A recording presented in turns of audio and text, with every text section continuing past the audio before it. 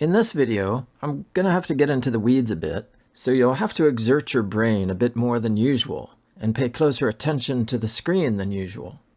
It would also help if you knew a little bit of Hebrew. A few years ago, I published an article in Vetus Testamentum called "What Did the Psalmist Say About His Hands and Feet in Psalm 22:17?" By the way, in your English Bible, this verse is going to be 22:16. Anyway, in my article, I tried to lay out what commentators and interpreters have been saying about this verse. More specifically, I was trying to lay out what they thought that the psalmist had originally written about his hands and feet, and what he meant by this. My goal in the article was not to argue in favor of one specific reading or interpretation of the text. I did conclude that certain readings and interpretations are less convincing and should probably be abandoned in future discussions about the verse. But I also tried to show that for some of the other readings or interpretations, there is really no way to decide objectively which ones are more credible. It's not as if we can just marshal the evidence and allow it to speak for itself. The evidence could be used just as easily to support one reading or interpretation as it could another. And so what this means is that when commentators favor one reading or interpretation over another, this has less to do with evidence per se, and more to do with other considerations. Often, someone will regard one reading or interpretation as more plausible than another because it fits better with what he or she already believes or doesn't believe about something. Or someone else may decide in favor of one reading or interpretation because it gives him or her the appearance of being less theologically motivated, more neutral and dispassionate. This is all pretty unavoidable in my opinion, because whenever evidence and reason fail, things like ideology, self-interest, and personal predilection naturally take over, whether we're aware of it or not. I think this is something that people just need to be honest with themselves about, especially so-called scholars. But of course, scholars like to pretend that they don't have any ideology, any self-interest, or any personal predilections. Unless you happen to catch them in an unguarded moment when they aren't acting on their best behavior. Then you'll find that they're really just like anyone else. You see, the reality is that everyone's got philosophical pre-commitments, everyone's got some kind of worldview, everyone's got prejudices, and everyone's got predilections. And the sooner you realize that, the sooner you'll understand why people believe the things that they do and act in the ways that they do. All right, so let me start here by reading the opening paragraph of my article. Now, I'm not going to read the whole article. I'm just going to read little pieces of it here and there. If you want to read the article, and I encourage you to do so, then go to the Vetus Testamentum website and you can see the article. I'll post a link in the video description. Psalm 22:17 is among the most controverted verses in the Hebrew Bible. The biggest question that text critics and interpreters struggle to answer is what the psalmist originally said concerning his hands and feet.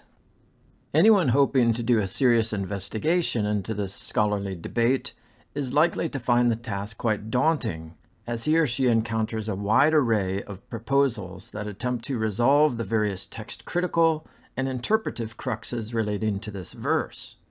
It is a task in itself simply to familiarize oneself with all of these proposals, a much larger task to evaluate them. For these reasons, it seemed like it might be helpful not to offer yet another proposal, but simply to take a step back and survey 13 of the proposals that have already been offered, and then to evaluate their respective strengths and weaknesses. It is hoped that by laying out the status quaestionis in this way, a more informed, critical, and nuanced debate can be encouraged moving forward. Okay, so I mentioned 13 different proposals. In this video, I'm not going to be able to go through all 13. As I said, you can read about them in my article if you like. But for what I want to do here, I'm just focusing on 2 of these proposals. These are the 2 most well known. First, like a lion, my hands and my feet. Ka'ari yadai veraglai. And 2, they dug my hands and my feet. Karu yadai veraglai. So you can see that the second part of the verse, my hands and my feet, is the same for both of these proposals. Okay, and I will mention a few of the other readings and interpretations along the way. But in this video, I'm just going to be focusing on the first of these, and then in the next video, I'm going to be looking at the second one. Okay, starting with the first one, like a lion, my hands and my feet. In this verse, the Masoretes marked kelavim with a disjunctive ole veyored. That's this marking right here, and placed a disjunctive athnach, that's this marking, under hikifuni, effectively producing 3 distinct kola. All right, and if that didn't make any sense, let me just explain. These little diacritical marks here are inserted into the text of the Hebrew Bible in order to help the reader know when to make certain pauses. They kind of function as punctuation, kind of like we have in English commas and colons and periods, to let you know when to make certain pauses when you're reading. All right, so what this does effectively is it sets up these 3 kola, these 3 distinct kola. Now, what is a colon? A kola, that's the plural, colon is singular. Think of a colon as a distinct syntactical or conceptual unit. Okay, and all of this has implications for how we interpret this verse, because if there were only 2 kola, then this could potentially impact the syntax and thus the whole meaning of the verse. For example, there's another proposal, proposal number 2 in my article, that proposes a 2 kola structure and understands the dogs to be encircling the psalmist's hands and feet like a lion. This proposal is problematic for lots of reasons, as I outlined in my article. We'll see in just a moment that it would disrupt the verse's apparent chiastic structure, and it's also a highly metaphorical, and I would say awkwardly metaphorical reading. For example, it requires us to understand my hands and my feet as a merismus for the psalmist's entire being. It also requires us to understand the psalmist to be speaking about his enemies as dogs that are behaving like a lion, which just sounds like a highly convoluted metaphor. Okay, but that's not the proposal that we're focusing on in this video. We're focusing on the reading of the Masoretic text, and it breaks the verse into 3 kola. The first 2 kola are written in synonymous parallelism, and they form an A-B, B', A' chiastic structure. And so we have, for they surrounded me as our A, and they encircled me as our A'. And then we also have dogs and a congregation of evildoers as our B and B'. A chiasm, or chiasmus as it's sometimes called, is a kind of literary device where certain words or ideas are stated and then restated in an inverse order. So that's what we have going on here. And we'll talk more about chiasms in just a bit. Okay, so those are the first 2 kola. But then the last colon can be translated literally as, like a lion, my hands and my feet. Well, literally, it would actually be, like the lion. But in English, we would just say, like a lion. All right, the presumed advantages of this reading are that it follows the overwhelming majority of extant Hebrew manuscripts and coheres thematically with verses 14 and 22, where similes involving a lion also appear. But against this reading, the 3rd colon is syntactically difficult because it lacks a verb to explain the relationship between the lion and the psalmist's hands and feet, a relationship that is not immediately obvious from the broader context. Commentators who accept the reading of the Masoretic text have usually tried to address this problem by positing that a verb was accidentally omitted through faulty transmission or elided by the psalmist, and so must now be inferred by the reader. An elision, by the way, is a purposeful omission. For example, when I say, see ya, what I mean is, I'll see you later. Or think about these two sentences. Someone asks, are you trying to make those people your enemies? And I respond, I'm not trying to, I just am. Now, what am I omitting there? When I say I just am, I'm omitting the words making those people my enemies. And I can do that because it's implied, right?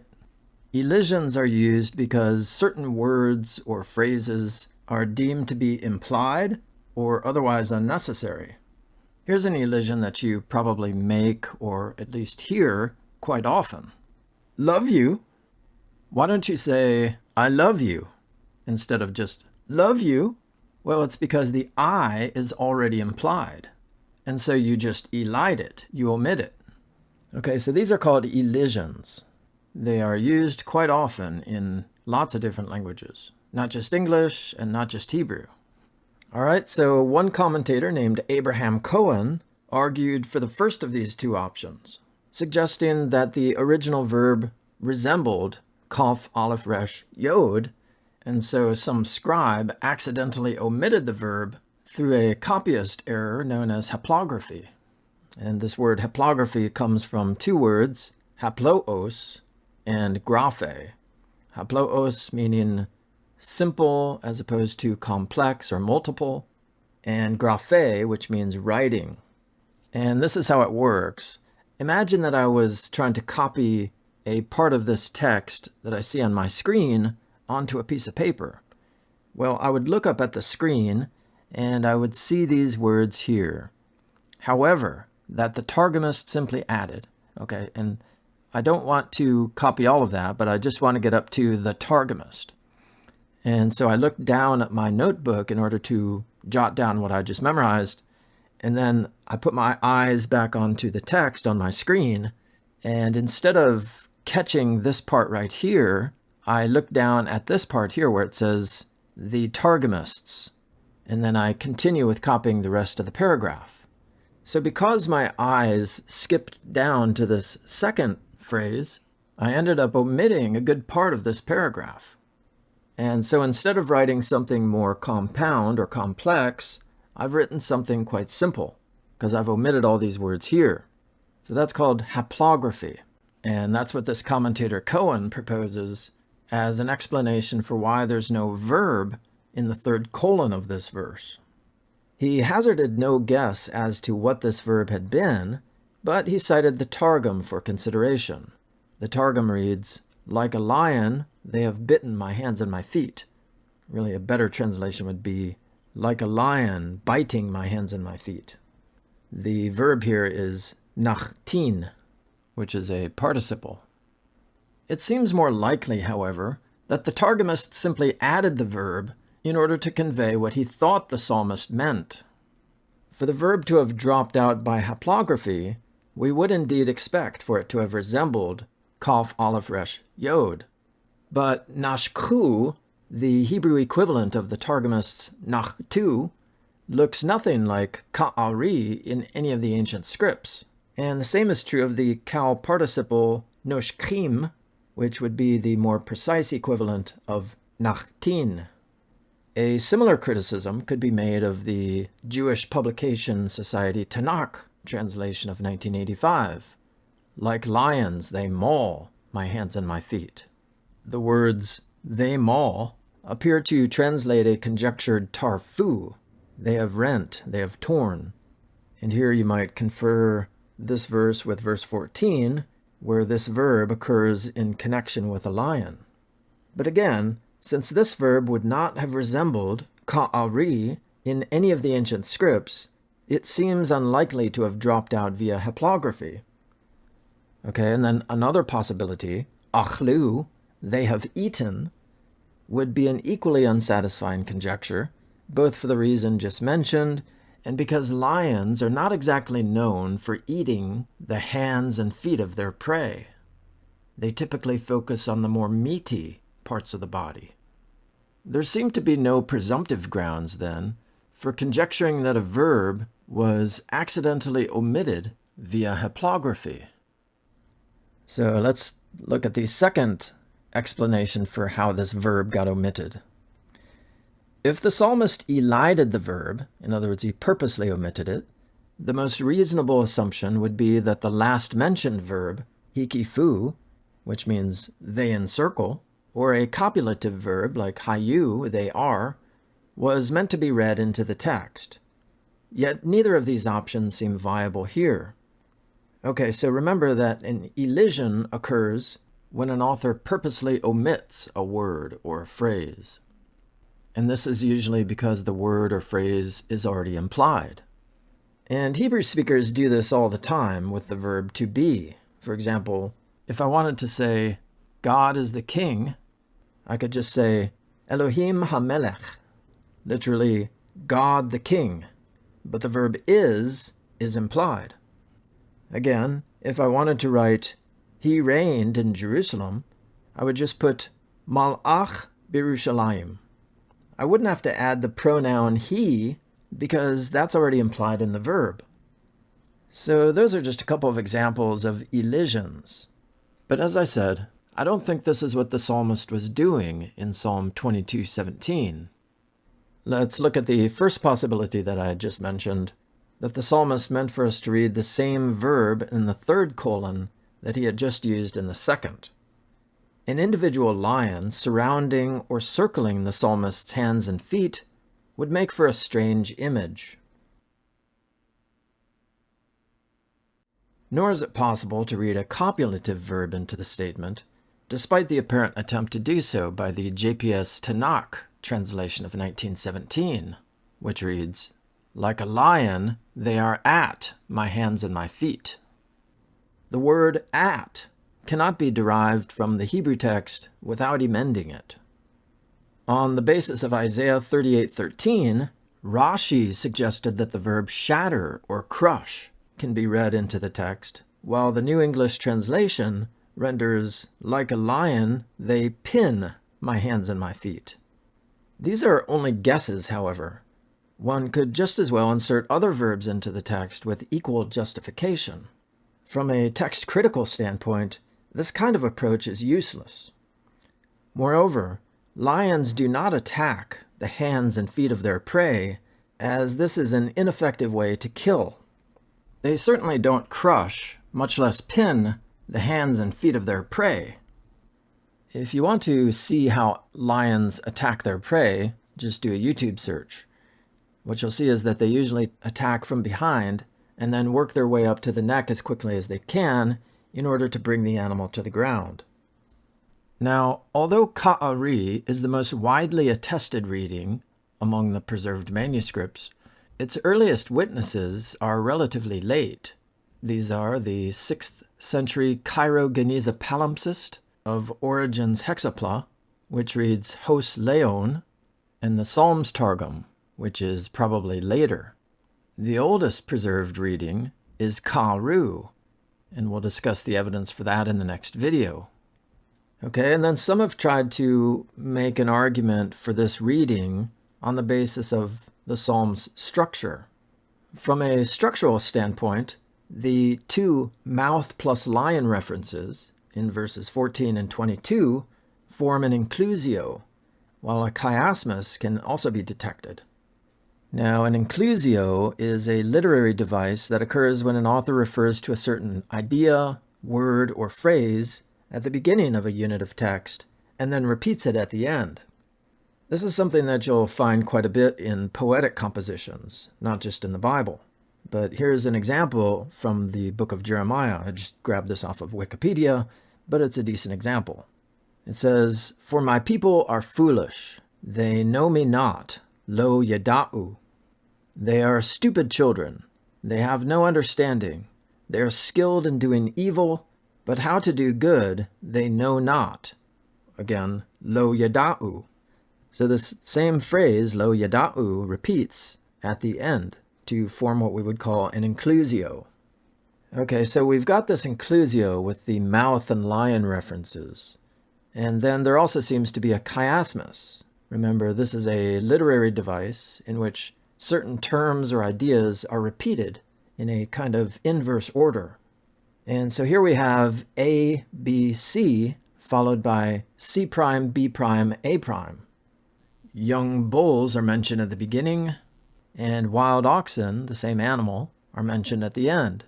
Then we have the mouth and lion references in verses 14 and 22, and dogs are mentioned in verses 17 and 21.